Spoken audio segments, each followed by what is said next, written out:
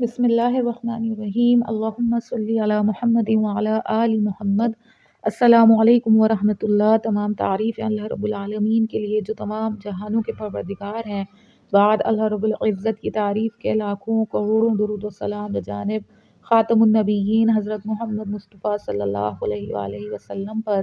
اللہ رب العالمین کا بہت بڑا کرم ہے کہ انہوں نے ہمیں اپنے محبوب خاتم النبیین حضرت محمد مصطفیٰ صلی اللہ علیہ وآلہ وسلم کا امتی بنایا۔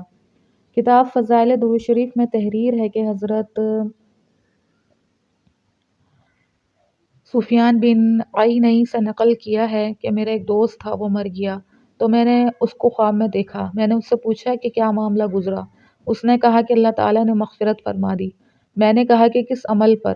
اس نے کہا کہ میں حدیث پاک لکھا کرتا تھا اور جب حضور اقدس صلی اللہ علیہ وآلہ وسلم کا پاک نام آتا تھا تو میں اس پر صلی اللہ علیہ وسلم لکھا کرتا تھا، اسی پر میری مغفرت ہو گئی۔ ابو الحسن میمونی کہتے ہیں کہ میں نے اپنے استاذ ابو علی کو خواب میں دیکھا۔ ان کی انگلیوں کے اوپر کوئی چیز سونے یا زعفران کے رنگ سے لکھی ہوئی تھی۔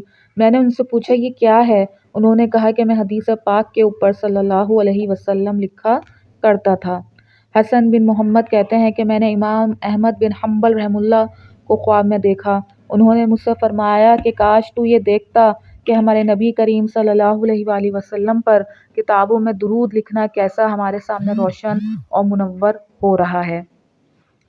اللہ پاک بات کو سمجھنے کی، اس پر عمل کرنے کی توفیق عطا فرمائے۔ اپنے نبی خاتم النبیین حضرت محمد مصطفیٰ صلی اللہ علیہ وآلہ وسلم کو پہچانیے، ان سے محبت کیجیے، ان سے اپنا رشتہ مضبوط کیجیے اور خوب درود و سلام کا تحفہ بجانب خاتم النبیین حضرت محمد صلی اللہ علیہ وآلہ وسلم کی خدمت اطہر میں دل و جان سے پیش کیجیے۔ مجھ کو اپنی دعاؤں میں یاد رکھیے گا اور تمام امت مسلمہ کو اپنی دعاؤں میں ضرور بضرور یاد رکھیے گا۔ السلام علیکم۔